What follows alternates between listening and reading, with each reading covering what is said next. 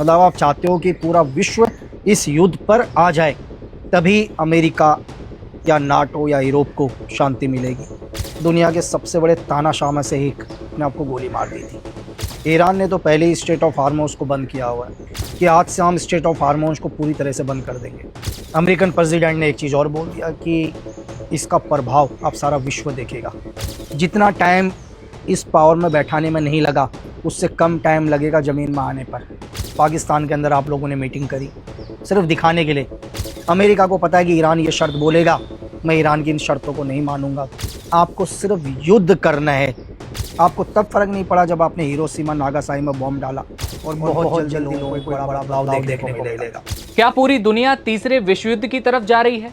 पूर्व agent lucky बिश ने अमेरिका और वहां के राष्ट्रपति ट्रंप को लेकर चौंकाने वाले खुलासे किए हैं। लकी बिश ने कहा कि पूरी दुनिया इस युद्ध में आ जाए, तभी अमेरिका, नाटो, यूरोप को शांति मिलेगी। लकी बिश ने दुनिया के सबसे बड़े तानाशाह की कहानी भी इस वीडियो में सुनाई है, जिसने अपने आप को गोली मार ली। लकी बिश ने ट्रंप की तरफ इशारा करते हुए कहा कि दुनिया में आज हालात बहुत खराब हो रहे हैं। पाकिस्तान की मीटिंग केवल और केवल दिखावे के लिए थी कि हम शांति की कोशिश कर रहे हैं, लेकिन ईरान नहीं मान रहा। लकी बिश ने साफ कहा कि अमेरिका को युद्ध करना है, हथियार बेचने हैं। जनता के भूखे मरने से आपको कोई फर्क नहीं पड़ा। आपको तब कोई फर्क नहीं पड़ा जब हिरोशिमा नागासाकी में बम से लाखों लोगों को मार दिया गया। लकी बिश कहते हैं कि पूरी दुनिया में जल्द एक बहुत बड़ा बदलाव होगा।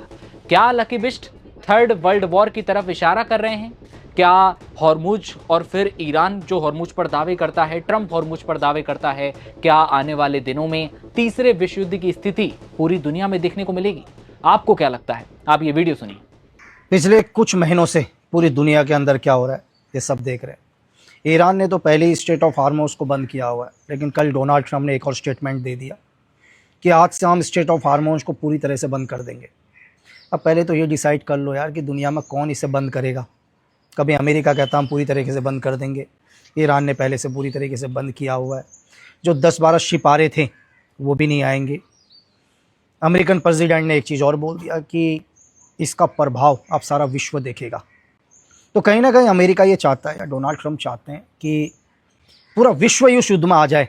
मतलब आप चाहते हो कि पूरा विश्व इस युद्ध पर आ जाए, तभी अमेरिका या नाटो या यूरोप को शांति मिलेगी। एक छोटा सा है, कहते हैं कि इतिहास हमेशा दोहराता है। 30 अप्रैल 1945 को दुनिया के सबसे बड़े तानाशाह में से एक एडोल्फ हिटलर ने भी अपने आप को गोली मार दी थी। हिटलर को लगा था कि वो सारी दुनिया जीत लेगा, पर ऐसा हुआ नहीं। और क्या है कि हमें इतिहास से कुछ ना कुछ सबक लेना चाहिए कि इतिहास में क्या हुआ, उसका क्या असर हुआ, कितने मासूम के लोगों की जान गई, लेकिन जो उसका करता धरता था, लास्ट में ऐसे मतलब सिचुएशन पैदा हुई कि उसे खुद को गोली मारनी पड़ी। तो मैं आपको नहीं कह रहा हूँ हिटलर, लेकिन आप उसी रास्ते में जा रहे हो। ये रास्ता वही है। आपके एक डिसीजन से पूरे विश्व में क्या फ़र्क पड़ता है? इससे आपको कोई फ़र्क नहीं पड़ता। लोग रोडों पर आ गए, भूखे हैं लोग, कैंप भर चुके हैं, कैंपों में जगह नहीं है लोगों के रहने के लिए।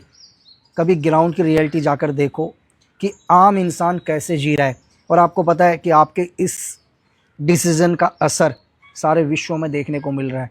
लेकिन एक चीज़ आप कभी मत भूलना कि ये वो जनता है जो आपको वोट देकर दुनिया के सबसे पावरफुल कुर्सी में बैठा सकती है। आप इस जनता को कभी आजमाने की कोशिश मत करना, ना इन्हें ललकारने की कोशिश करना। ना कहते हैं कि इम्तिहान भी नहीं लेना चाहिए। जितना टाइम इस पावर में बैठाने में नहीं लगा, उससे कम टाइम लगेगा ज़मीन में आने पर।